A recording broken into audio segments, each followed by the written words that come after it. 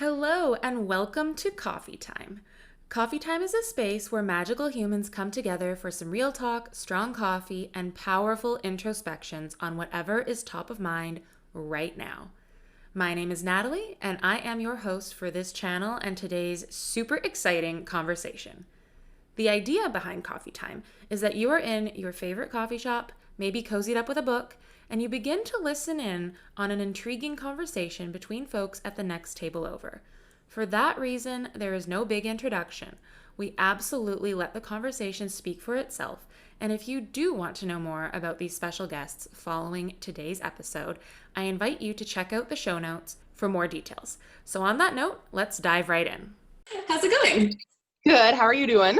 I am good. Are you still in Alaska or have you moved yet? No, today is my last day. I am leaving today. Oh, goodness, that is crazy. How are you feeling about it all?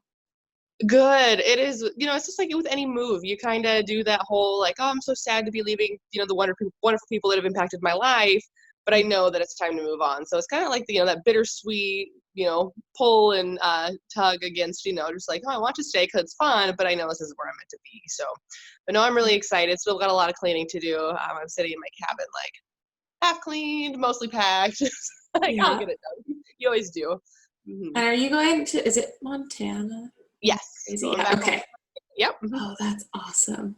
Yeah, I know with moving, I feel like, especially like a big move, not just like down the street move, it often doesn't really hit me until like the week before. Because I think there's just so much preparation and it's just go, go, go, making plans, packing, whatever. And then it gets to that point of like, oh, I'm leaving everything to go to this new place. I mean, granted, you can keep connections and whatever, but I feel like often it kind of comes through that way at the beginning thought of like, everything is changing.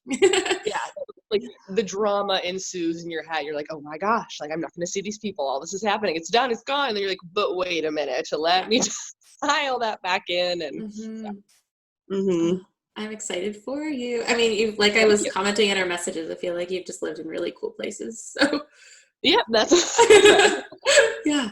Oh, that's awesome. What prompted the decision? Do you mind me asking? No, and it's so funny. I hadn't planned it at all. I knew I wanted to leave Fairbanks, which is where I'm currently living here in Interior Alaska, and I just was feeling the pull. It's like this isn't my place anymore. It's not aligned with me. I need to go, but I had no idea where. And that's kind of always been my struggle in life, is I've never really felt that like this is where I want to be kind of aspect. It's like I don't know where I want to be. I want to go check it out and stuff and see the world, but I want to have a home. And stuff. And so it's really funny that you had a podcast with Lorena on the Akashic Records, because I got a hold of her. I've had a couple sessions with her and she's just absolutely phenomenal. I have a reading with her right after this, actually. Oh, so that's really funny. Yeah, that's why I asked you if you could bump it a little earlier, because I was I want to have a little more time between this and when I jump in her at noon. So that's hilarious. Oh my gosh, no, she's phenomenal. And so I just wanted to talk to her. I was like, because I've talked to her before. I'm like, can you ask Spirit like where I should move to? And she's like, it doesn't work that way. Like you can move anywhere. It's gonna be great. And I'm like, well, please, I need a little bit of clarity. I'm dying. So funny. Yeah. And stuff. And she was like, you don't want to be there, do you? And I was like, no, I don't.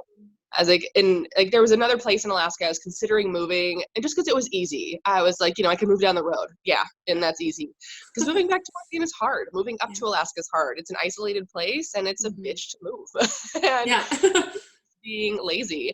And then still too, like that childhood ingrainment of like, I'm moving home, so I failed kind of type thing. Like I definitely am mostly past that, but it's still like it resonates in my head a little bit every now and then when I'm like, oh shit, I'm moving back home. But I'm like, I love home. I love Montana. So it's definitely not a failure. And it's been amazing up here in Alaska. I've really enjoyed it. But Lorena was like, you can move home there for now. Like, that's fine. Like, that's what and she said that. She just kind of, helped me grant myself that permission to just be like, that's what I want.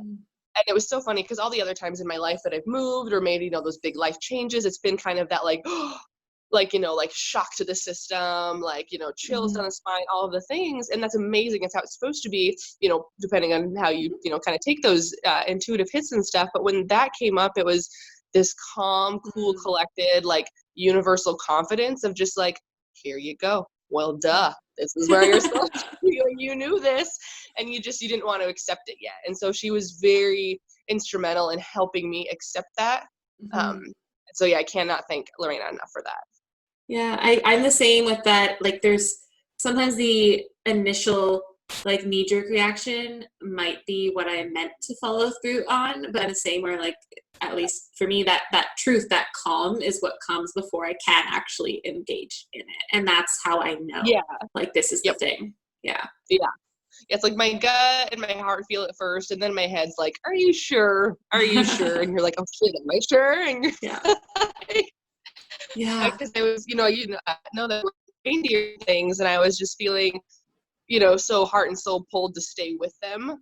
But I know that it's time to leave them for now, and stuff. And that was the biggest pill to swallow for me, was that I have to say goodbye to them for now, Yeah. The reindeer. Why don't you? I'm moving my phone because I'm worried it's interrupting our signal. 1 second. Oh. I have it turned off, but sometimes it still gets all wonky, and my Wi-Fi is. I think all Wi-Fi right now is overloaded because everyone is just Everyone's on there 24/7. Which has been me because I now have Amazon Prime, and it is a dangerous game. But yes. Yeah, I know when we first chatted, you mentioned the reindeer, and would you be down to like just share a bit more about your work with them? Because I feel like we like surface level chatted about your work with the reindeer and Reiki, and then you Reiki'd me and my cat, and he was like all about it. Yeah, if you're open to, seriously, he loved it. But if you're open to sharing a little more about that, because it's fascinating. Yeah, so I moved up to Alaska to be a dog sletter. That was the reason I moved up here, was like, oh, I'm going to go and things, and just I needed a break from the wellness world. I'd been an esthetician for the last about 5 years, and I love it. I'm still thinking of getting back into that a little bit when I go home, but I needed something different. I've always been a big animal person, but just had never, once again, allowed myself that like acceptance to just dive into them and things. And I moved up to Alaska with 2 dogs. Now I have 3, but I was dog mushing up here, and then I found the reindeer. This woman who owned them, she had a tourism operation, and it's a beautiful setting. You get to go on a walk with them, and they're free walking, and you just kind of learn all about them. They're fascinating creatures that have this incredible adaptations for living in all of the world's most extreme climates, particularly cold, Arctic animals and things. But with meeting them, being open and willing to learn about them, and then it kind of comes back in with the Reiki, is I learned so much about myself through them, what we can learn from them. We can always learn from animals, but it was really cool to see how easy the reindeer make their lives. And it was like, oh my gosh, we make our lives so hard when you could like tweak one little thing and just like change your perspective, change your shoes, things like that, to make our lives so much easier. And so, yes, I was working in a tourism operation, but I was able to, take a step back a lot of the time and just appreciate these incredible animals and just be with them and just watch and learn and try to immerse myself in them every day I was there. And I learned so much, and it was like, man, I want to show this to people. I want to show them what they're capable of, and things like that and stuff. And that's why like leaving them was so hard. It was like, I've got so much more to do with these guys and stuff. But horses kind of came into the picture. And so I will be working with horses when I get back home, kind of on that. But I still have, dreams of, I'll be back with the reindeer someday. I'm going to find other ones in my life and stuff. But yeah, I worked with them for 1.5 years. And like any animal, especially a new one that is so different, it took me about 1 year to kind of really see their potential. And I mean, it's only 1 year of potential I got to see of them. I know that they have so much more to offer, and they're very unique critters and stuff. I kind of like to refer to them as like the best and the worst parts of dogs, cats, and horses all put together to make a reindeer with a giant pair of antlers on their head. That are very fun and have a lot to give. They're very special, and yeah, I'm gonna miss them a lot. Yeah, but horses are exciting. I used to ride and worked on a farm, and I think similar to what you mentioned just in general about animals, like horses taught me a lot about myself, and they also, I think even just the structure of the work and like what I had to do to take care of them and like, do that work in that environment. Like it created a really safe space for me at like a really difficult time in my life. And I feel like yeah, it's kind of, we sometimes maybe take for granted, at least I've taken for granted, I think, just how much animals offer us. And I think part of it for me is probably because up until recently, I didn't like, I was always like, my cat knows when I'm talking to them and my cat Mm-hmm. understands me, but I didn't believe it in the way that I do now. Which is like, no, like my cat Yep. legitimately talks to me He and actually does. Yeah. he's very frustrated that I don't understand him. He's actually sitting like beside me right now, like facing Oh, my and hello, direction. Christopherson, right? Christoph, yeah. Or Christoph. Christofferson is good though. I love that. That's even more regal. Um, yeah, and like he gets it, and it's kind of neat to see how that has changed and evolved, and that's not necessarily something I've been like fully prioritizing, but it's something I've been dabbling in like over the last while, and I think I shared with you when we first spoke was Yeah. like how can I connect with him more intuitively, or I think clairaudiently, if that is a word, and Yes. Yep. start to really like understand him, like his soul, like on a different level versus just like, Yeah. yeah, my cat talks to me because he meows and follows me around the house. Like Yeah. that's not quite what I'm getting Yeah. at. Yeah. Yeah. There's merit to those meows. There's something there. Yeah. So Mm-hmm. it's been Yeah, interesting. they're And I so don't know. cool. Oh, sorry, go Yeah. ahead. Oh, no good. Like right now, one of the things I've really been working on with my dogs, at least right now, one of he's hurt. He's got a little bit of a tendon problem, and it's like I can only do so much, and it's kind of just like you have to. And I think this, it stems from injury. It relates to all of life, whether it's circumstantial, trying to talk to your cat, trying to decide where to move, whatever we kind of have placed in front of us. It's just, I mean, I break down. I've broken down a couple times through all of this, and just like sat down next to him and just be like, I surrender to your healing. Like, this is your journey. And that's what we have such a hard time as pet owners, animal parents, however you want to, state as people having animals in our lives, as we just want to control. We want to be able to teach them all the things, give them all the good food, all the things and whatnot and stuff. But it's like, well, they still have their own set of needs that we are, to an extent, completely oblivious to. And things, there's the basic needs, food, water, shelter, and things. But yes, that sense of communication, that open and honest acceptance and respect and trust and just surrender to, I mean, right now, my scenario, my dog's healing. He's hurt. I can only do so much. I'm working on it. I'm giving him all the things I can, but I have to surrender to that. And it's hard. It's terrifying. And I think like that's something like Christoph, I think I mentioned to you before, he had like a skin thing and it happened again because I was lazy and didn't clean my balcony and he got out there. And well, actually what happened was he was scratching the screen door and it was actually really cute. Actually, it was his right paw and his right paw got stuck and it just got stuck. But instead of freaking out because his claws were stuck in the screen, instead of freaking out, the poor thing, he just sat there looking over his shoulder at me, just like waiting. Be like, Mom, come help me.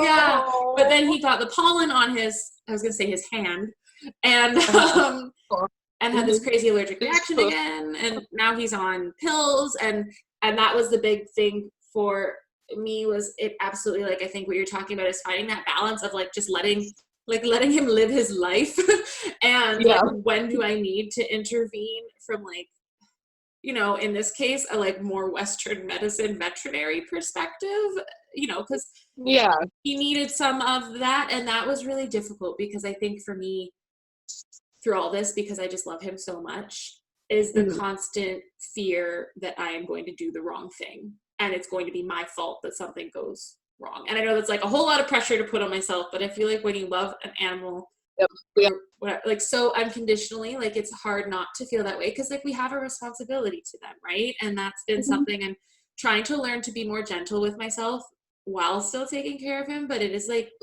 really hard because I don't think I've ever loved something this much in my life.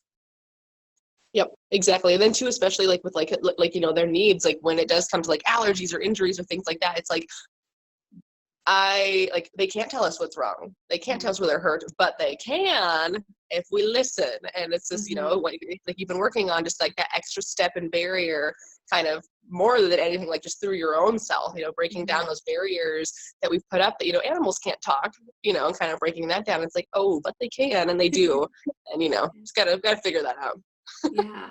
Would you be like, because I know you explored this a little bit more than me, and granted it can look different for everyone, but would you be open to sharing a bit more about your journey and connecting that way with your animals and the reindeer? Yeah, so for me with the reindeer, it was really funny. Well, I guess like because dogs and reindeer have kind of been the most pivotal animals in my life up to this point. Mm-hmm. And when I was working with the reindeer, people would ask me all the time, who do you like better, the dogs or the reindeer? And I go, you can't ask that question. I mean, you Yeah. can, but you're like, I can't give you a blatant answer. And they go, well, like, then explain. And I go, like, when I'm with dogs, I'm safe. These Mm-hmm. guys are my pack. They are my safety, my security. I know them, and they're my sense of, self. Mm-hmm. But when I met those reindeer a year and a half ago, I remember walking in to meet them, and I just had this overwhelming sense of like, I mean, I looked around and was just like kind of like perplexed look on my face, and I was like, I'm home. Like I felt like I was a reindeer. Like I felt like I was one of them, and I was like, oh, and that's actually how I got to know them really well. Mm-hmm. Is I noticed that at first, of course, I treated them like a dog. I treated them like the animal that I knew. And then once I kind of realized, like, this isn't working, I'm not getting anywhere with these critters, is I stopped and I said, well, what do you need? I asked them, how can I connect with you? What do you need from me?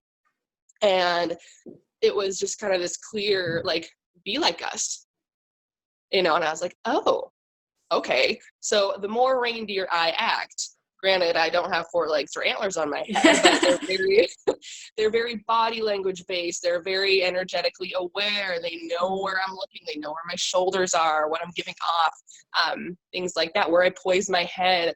They're aware of all that and the confidence that I have. And so the more that I was aware of that and what I was presenting to them, and the more reindeer I could act, then all of a sudden it was like a world of difference in my interactions with them. And granted, just because it was one day of, greatness with the reindeer doesn't mean it was every day was like perfect, and stuff. But that's half the fun is, trying to get back to that space of like, oh, that's how good it can feel. Knowing what that is, knowing what it feels like. And for me with my communication with animals thus far has never been like any sort of like like dialogue back and forth. Mm-hmm. It's been an energetic transference of, I feel you feeling this way, you feel me feeling this way, how can we connect with that? And that's what I love. I think where Reiki comes in for me is, when I'm working with Reiki, I'm working with an energy field, I'm working with a high vibrational frequency, and animals will sense that and then give back to me, and I'm being open and aware to that, can respond, in turn. And that's been very helpful for me, especially with my dogs and things and stuff too. And lately with my dog that's hurt, I've been getting a lot more of like the eye locking with him. Mm-hmm. And he's like, I'm trying to tell you something. And I'm like, okay, I'm listening. Yep. As I'm petting his belly and he just kind of locks in on my eyes. And I'm like, okay, I know that I'm sitting here trying so hard to listen to you, but I probably should stop trying so hard, and it would make it an awful lot easier. But I've been for me, thinking that too, because I think I told you before, Christoph does that all the time, and I don't think it's a regular cat trait to hold direct eye the contact gaze, for a long time. But he will, and it's in different ways. There's sometimes where he does it and he's like, I know what you're doing, because I'm really bad, and like, this is like, I probably don't want to be broadcasting this, but I will anyway. I am that person where like, if I have a scab, I'm gonna pick it, like, you know what I mean? And we're all guilty with that. he doesn't like it. Like, oh really? I'll be doing it. I'll have to go like hide in another. I'll be like hiding like. Hey, Christoph, you don't mind me. No, I'll look up and he's just there like staring. Like he just knows, and he's like trying to Like micromanage me. But I feel it's Oh my because I've been giving him the pills because he's scratching in his skin. So he's like, "You're such a hypocrite." Like he's just, and he knows. Oh my god. So that's like the judgy stare. But then there's He also where I've been thinking, and I was like, oh, I just want to know what he needs, and he'll look at me. And currently the level we're at is he's looking at me, and I feel like I can sense that something is going on, but probably because I'm putting so much pressure on it, which ties back into the other thing you said about like, I'll get to that in a second, but because I'm putting so much pressure on it, I am just at that point of like, and I look at him as like, we actually have this out loud conversation. It's like, I know you're talking to me, but I don't know what you're saying. I'm sorry. And it's just like that point of frustration. But I guess one thing from that I would probably pick out, and maybe you can relate in terms of how your journey progressed, is like, if I'm picking up that much, it means that it's possible to get to whatever that next point is. I just, like you said, have to surrender and kind of ease into it. And I think also what I haven't been doing is engaging it as a bit more of like a structured daily practice, like a structured in that I designate time for it, but not structured in that I try to force it. Yep. And then the other Just like, thing, hey, Christoph, you want to chat? yeah, Like, sup, dude. But then he'll be like, let me outside. I was like, no. And then we like argue back and forth. But the other part that you touched on that I loved, and I think is just like a general life thing, and it actually came up in a conversation I had yesterday, was about like, once you have that experience, you can use it as a guide to come back to it, but it's not to put pressure on all the experiences in between. Like, not every moment is going to be that fantastic, like home run, whatever it is, like, oh, the energy flowing so awesomely moment. Like, that's not how it's always necessarily going to be, but it's a tool to come back to. And it's that ebb and flow, I think, is the really important part of the journey. Yeah, exactly. And once again, the accept and surrender of it, just like, I had those experiences. I'm so excited. And what I started doing is I note them in my journal. I'm like, all right, on this day, I heard Philin, my big dog, say this, Such a and cute stuff, name. or like, it's Gaelic for little wolf. Oh, I love that. Okay. Yes. And, little things come up, or even it's like, I'm like I'm outside on a walk and I hear something that's not mine. And I'm like, okay, like, and then you kind of ask, who's that from? And okay, on this day, I heard this, and then kind of just being able to look back and seeing your progression. It's like, man, like, no, I do hear things and I'm open to listening to them and stuff. And then another thing, when we were talking about kind of like, the not trying to force it thing, somewhere that I've just recently, especially with Philin, starting to get, because I'm like, I surrender to your healing, but like, tell me what you need, is I hear him over and over say, it's okay, I'm fine. But I don't want to accept that, or I second guess it. I'm like, but you're limping around, you can't be okay, like, let me just help you more. And that's what us, as healers, intuitive, energetic, whatever anybody, whatever you want to call it, is we just want to give, and we want to heal, and we want everything to be okay. But it will be, it'll all be okay and stuff. It's just that gotta let them do their own thing. Yeah, I feel like I've also been fighting, and probably because I haven't done a full exploration on this, so right now it's just like fear based. On the other side of it, where I almost don't want to get to the point where I've reached whatever level he wants me to get to, because, and this is going to sound really maybe silly and I get emotional, but I think I cry on every one of these videos. But there's a fear that if I get to that point, his job will be done, so he'll leave. Yeah. It's like, that's you, but yeah. Not yet. It's like, it's that point of like, that's where I want to be, but I'm scared to get the answers that I know are coming. Yeah, because like if we're talking, and granted, I have learning to do on like the soul contract thing, but it's been made very clear through multiple different types of readings from many different people without backstory that like he's here to help me in some way. And I guess the next point of that is like, okay, but once he's helped me, then what?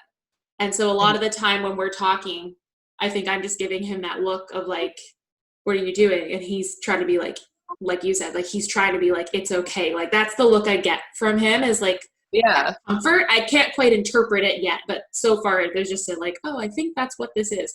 But I'm fighting it because I'm like, no, it's not okay. Like you can't go. And then, then it goes into that whole like bigger thing, which once again, acceptance. I don't have a lot of it right now around him because I love him and I hold him tight, and he's my man.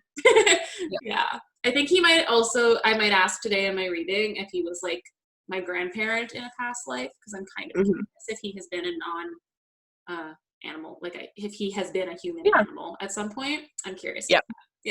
Oh yeah, no, I'm sure he has. I was gonna say, like, definitely ask Lorena, because I've had her like talk to all three of mine for me, and I've even had her.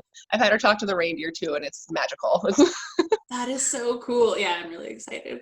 But no, I love that acceptance piece too, and it's really neat to hear that for you it is more of that energetic side, and I think that's something really important about this journey of like connecting with animals in that way, is it will come up differently for different people. And I guess it too, like you said, you might hear something or interpret something, but it might come up differently at different times. Which is also, it makes it a little bit maybe harder to pinpoint as you're trying to figure it out, but it's also being open to any of that might come through. Yeah, for sure. Yeah, gotta love that energy. Once you're open to it, it makes life a lot easier.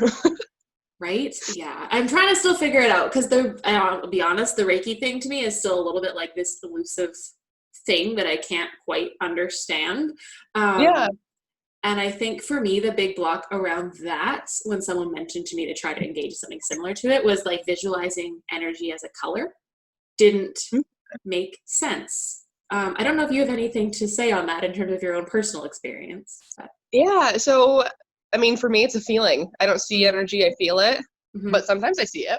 I mean, but overall, though, it's a feeling for me, and it just depends on your senses, which one's stronger, which one wants to be at play that day, and things and stuff. I mean, sometimes, I mean, just laughing is your energy and things, and sometimes during sessions, which has been really nice at their distance right now, like I'll bust out laughing in the middle of a session, and it's because the energy that is flowing is so high vibrational and beautiful that it's like I can't help but laugh. And I've been really good professionally about not doing that during an in-person session.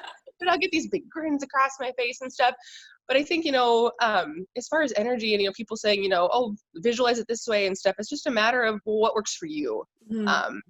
And things and stuff. And, you've been kind of working with clairaudience, does energy speak to you? Do you hear it? Kind of looking at it that way, what is your strength with the energy that you want to play with it, and how do you want to play with it?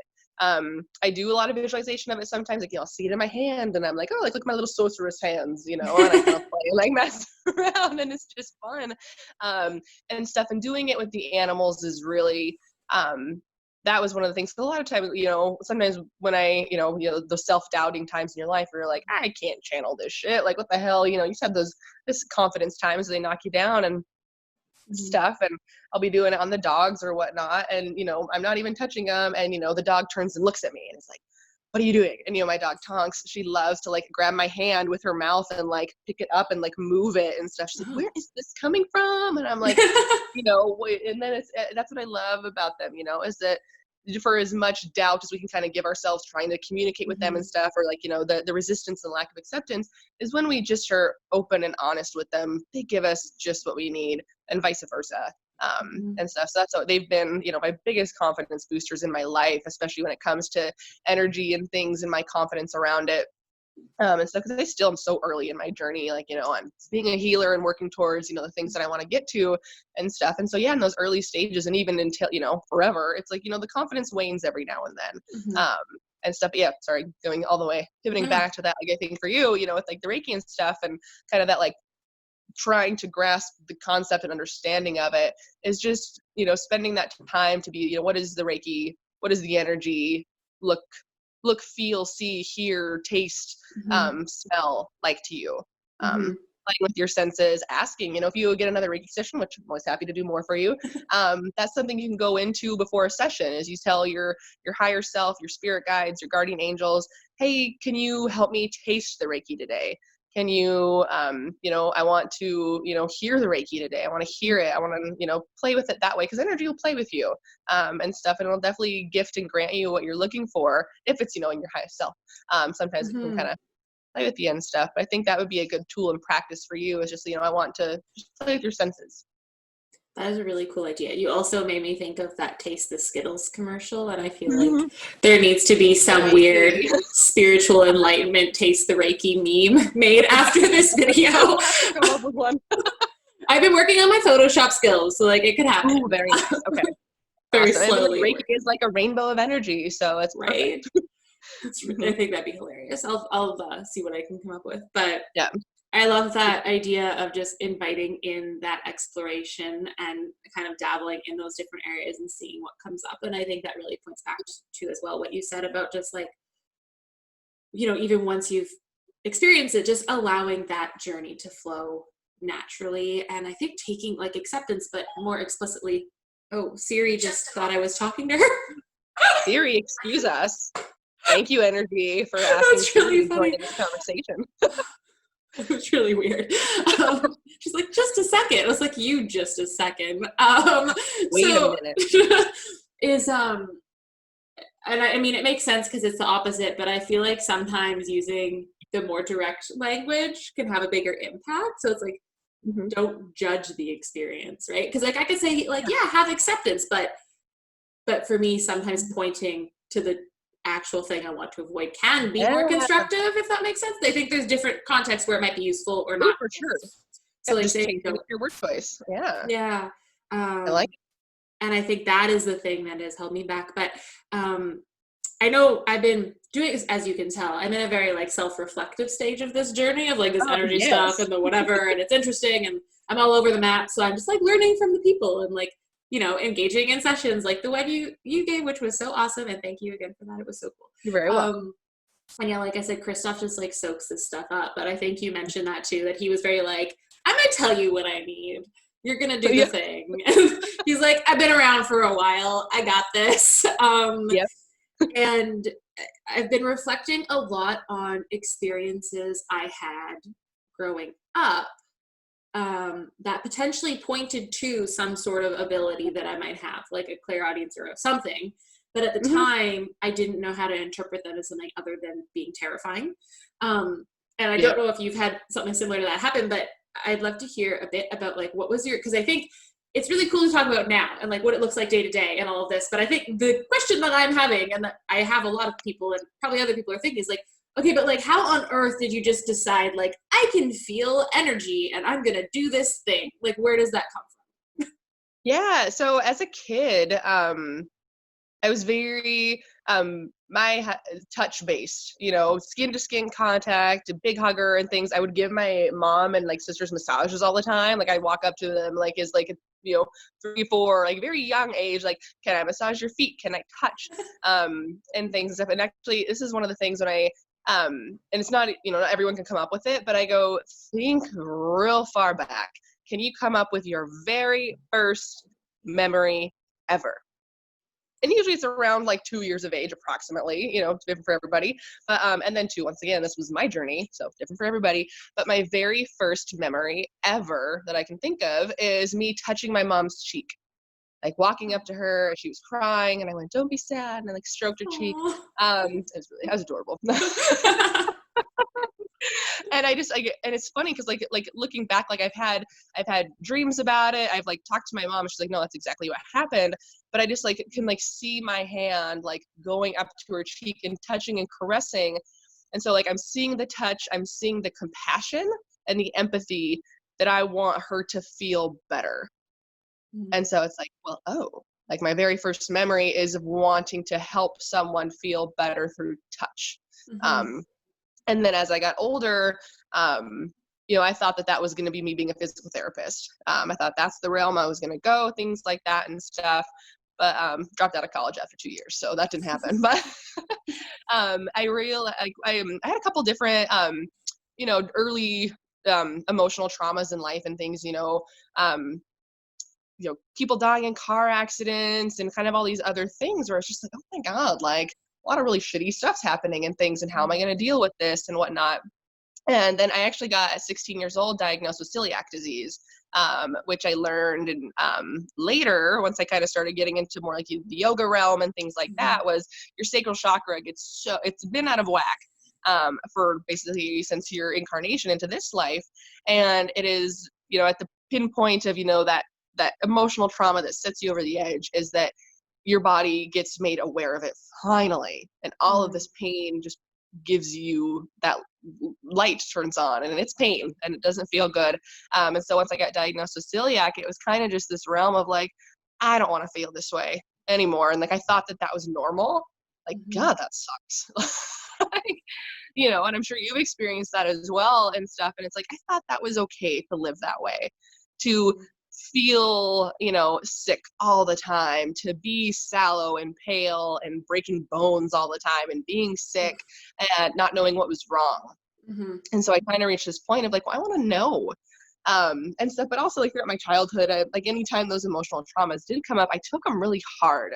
And it was just this like, I need a better understanding of what's going on. And it's funny because I recently was talking to someone about this, and I'm like, I can't really pinpoint like the exact accumulation of what made me decide to kind of get into energy and understanding it and things like that. It's kind of always been that way. I never really doubted it, but definitely didn't always give it the time of day it deserved, until I finally had Reiki brought into my life. And that wasn't until I was 22. I'm 27 now. And so I've been working with Reiki for 5 years. Yeah, until I had the Reiki brought into my life, it was like, oh shit, like there we go, that's what I need, and stuff. And it was a time in my life that I was full of grief, and it was the most painful experience I've ever had in my life, like physical pain, and not just physical, mind, body, spirit, ether, all of the above. I like to, like, I tell people, I'm like, I had nothing short of like a Dementor's kiss my first Reiki session. Like, that's like legit what it felt like. And I was like, I'm dying. And then I didn't, of course. But then like the 24 hours after that, though, like my grieving took a huge turn. And so like a lot of times when I, first see clients, and stuff, and Reiki is a wonderful, beautiful, high vibrational energy, and it can only do the body good. But what your body needs, sometimes it doesn't feel good. And, same with celiac. That didn't feel good. That healing didn't feel good. Having it brought to light didn't feel good. My life up until that point didn't feel good. Same with the Reiki. Once my first session felt awful. But from that, like, look how much beauty and energy, the high vibrational frequency was able to rise, and I've been able to see that happen. And it's like, once most of, us healers and things and stuff, we learn what we want to do and what our gifts are through our own traumas and stories. That's kind of my guess that way. How I kind of got to getting and working with energy is just kind of always did, and then left it alone, and then was like, this is dumb. I really need to work with this. Yeah, no, that totally resonates. And I feel like I'm kind of in my own way at like that middle point of that journey now. And like, granted, my health situation stuff, because also having autoimmune, diabetes, MS, and my journey into recovery from drinking and all of that happened within like a 2-year span. And I think it was like, that's a lot, right? Like any health diagnosis is a lot. And I think the thing that I sometimes forget is, like, granted, it was important that I got those diagnoses because yes, on like a physical level, I could start to feel better, and like stopping the drinking, like I stopped harming my body in that way and I move forward and whatever. But those are still all major shifts. And I think something I've been really like resistant to the word trauma. And I think that has something to do with just my own acceptance over circumstances I've been in or like experiences I've had, and like being resistant to labeling them as that, because it kind of gives, it's like, well, I was a victim, but there was a trauma. Like, that, and then I think it acknowledges just how heavy they actually are to say something was traumatic. Like, not necessarily if trauma was done to me, but it was a traumatic experience. And I've started to and like realizing, like, even as we're talking, it's like those 3 things happening within like a year and a half, that is traumatic, and that is a lot of change. And I've been doing yes.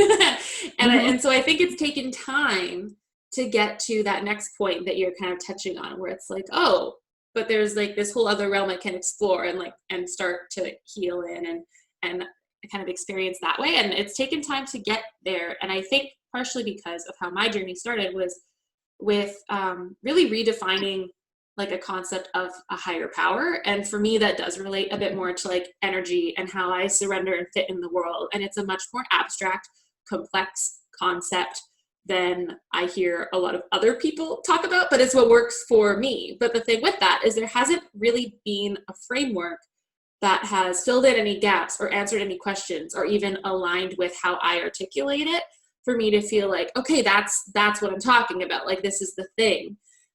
Until I read this book called, well, one of the books, Seth Speaks. And the book I read in particular is called The Eternal Validity of the Soul. And what it is there's this couple, and the wife channels this personality that calls itself Seth. And it dictates this book to them, and they wrote it. And they do like courses on this, and they have a whole bunch of other books, and I haven't looked into like all of that, but I read this one because it was suggested to me when I was grieving the loss of someone really close to me. And it had those answers. And it was like, and I feel like I need to reread it, but it was like everything I questioned, or everything where I've been like, okay, I can theorize this up to this point. And like, cause not that I'm like a super academic person, but like I studied philosophy. So like my thinking just works in a certain way. Right. Yep. And so I get to this point and I was like, okay, but something is missing here. Like, where does this come from, or what answers this question? This book did. Or like things I've thought of that I had never heard from anyone else were written in this book in the exact way I thought about them. And I was like, whoa.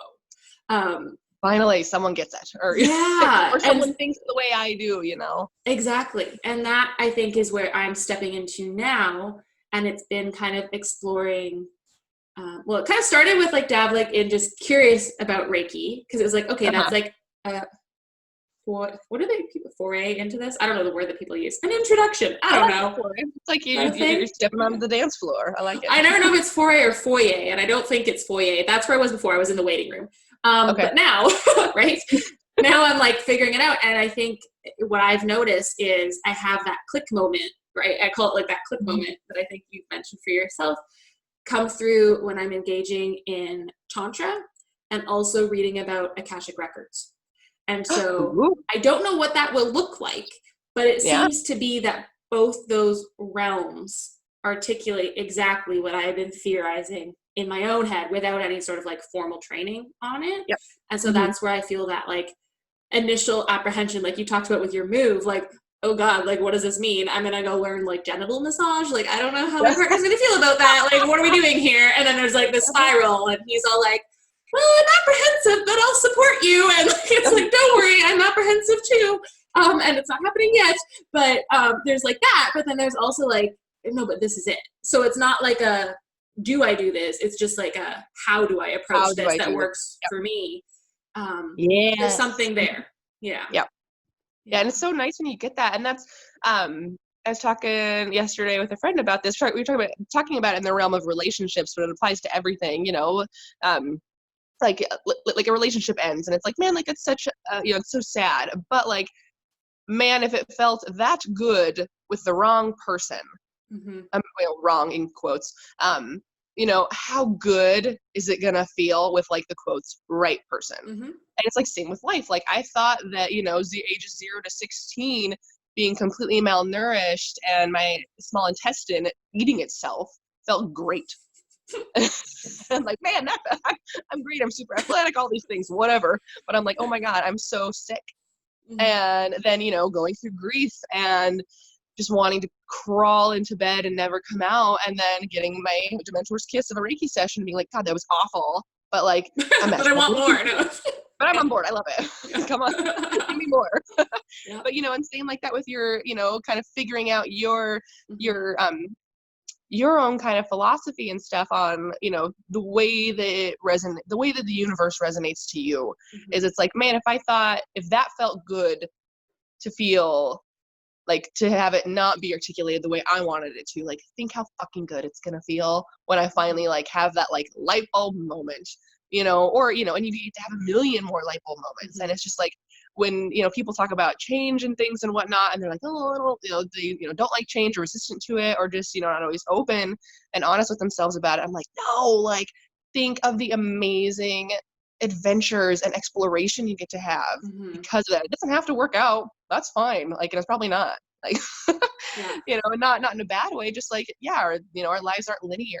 And they're going to keep jumping and changing and moving, and it's jumping off those ships and stepping into that unknown and stepping into that place of willing to learn and be back at square one. I think that's really hard for myself and many others, but it's like, when you allow yourself to step into that, it's like, that's when, you know, the extra magic happens.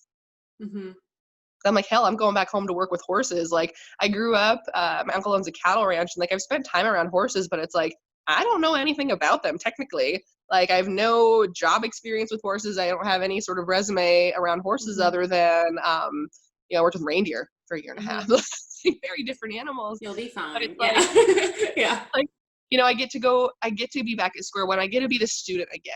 And I love being the student. We're all forever students and forever teachers, but I'm really excited to step back into that place of just learning. I want to be there again. And it's fun. And yeah, it's like, oh, great, I got to climb up this ladder again. But that's so fun. We get all to climb up all these ladders.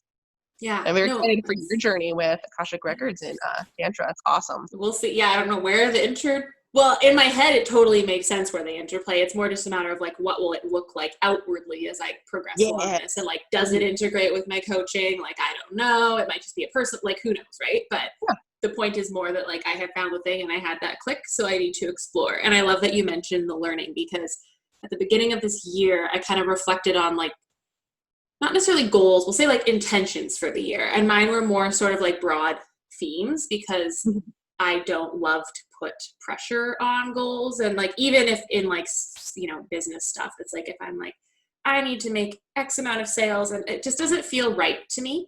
Yeah. And so once again, focusing on the how.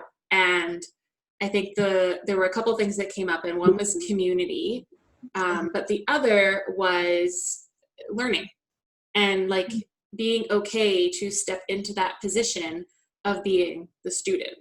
And so that's what I'm really just trying to embrace and like be okay with, and like recognize that like I am not meant to be the authority on all things that I explore, and like that's fine. And so with this, it's like, yeah, I'm starting at the bottom because I know nothing about it. Like I had known nothing about chakras, and I made little cue cards that I'm going to post on my wall, like reading my little book, Oh, and nice. they have little mantras on them and stuff. But like also I think what you said about like it might not get to whatever point, but I think with that, and like a big thing I'm all about is just like this moment, right? Like this moment has all the Mhm. meaning we need. And so like I think there's that one side which is like, yeah, once you have that really awesome experience, and I was totally picturing, I don't know if you've seen this movie, but like Chevy Chase Christmas Vacation, when finally they get like Yes. all the Christmas lights to work, and Right. it's like, oh yeah, and it's like that. And they're Oh like, my oh, God. that's what it could be, okay, like let's keep going. That's the amount to live in this moment. Yeah, but like also the in between time where maybe, and this is what I was thinking of when you were mentioning like the little bits of engagement and like the little light bulbs, is like sporadic twinkly lights, but Yeah. like just like being there for it can also be just as amazing as that like huge moment if we allow ourselves to be fully present for whatever we're experiencing. And so like in that moment with Christoph like staring me in the eyes, like there's definitely the part of me that judges it and is like, oh, why can't I do this, like I'm sorry, I suck. But then on the flip side, it's like, holy shit, like I'm aware of the fact that my cat is talking to me. Like maybe I can't hear it and I don't know exactly what's happening, but like that's You're big, aware. Yeah. right? It And is huge. yeah, so just like That's allowing awesome. ourselves to show up for those little, seemingly little things fully, I think maybe I need to take my own fucking advice, can really like I know, right? So hard. enhance the journey and probably almost maybe propel it further than we would have if we stayed in that judgment and analysis and like self-doubt stage of things. Just a thought. Oh, yes. I love that. Yeah. It's a good thought. I like it. Thanks, I try. Wow. Yes. Yeah. Um, but Mhm. I love all of that. And I feel like, I don't know, I'm really excited to see where your journey takes you as well. I think all these transitions coming to play, and like, I know I'm experiencing my own. So it's kind of neat to like, hopefully you are enjoying it too, to be able to engage in a conversation where like, we both have different levels of experience with these things, but we're both very much in a transitional point, which I think just Yeah. creates a whole different perspective on its own, regardless of where you might have like more authority on a specific subject. So it's kind of fun to like let ourselves play around in the messy. If that makes Yeah. sense. It's like I feel like we're like kids in a sandbox rather than like Yeah. kids in the classroom. Ooh, like building one of those cool volcanoes with like the toy dinosaurs. Did you ever do that? Yes. Yes. Oh my Okay. God, of course. Yes. Yeah, I was Yeah, just of course sandbox you were just did. full of, yeah, they were very dirty, but God, they were wonderful. I mean, yeah. And then yeah, because then you're on the same level. Like we're all trying to build, trying to grow. It's good. Mhm. Let's do it together. Yeah, I love it. Well, thank you for sharing all of the things and like engaging my curiosities, because it's always Of fun to chat about course. this That stuff. gotcha. Hmm. Thank you so much for tuning into today's episode of Coffee Time. Before you leave, don't forget to hit that subscribe button. And if today's show resonated, I invite you to drop into the comment section and share whatever personal introspection came up for you today. Anything you can do to help make the show more accessible is super duper appreciated. Until next time, I am your host and coffee drinking companion, Natalie, wishing you a beautifully caffeinated day.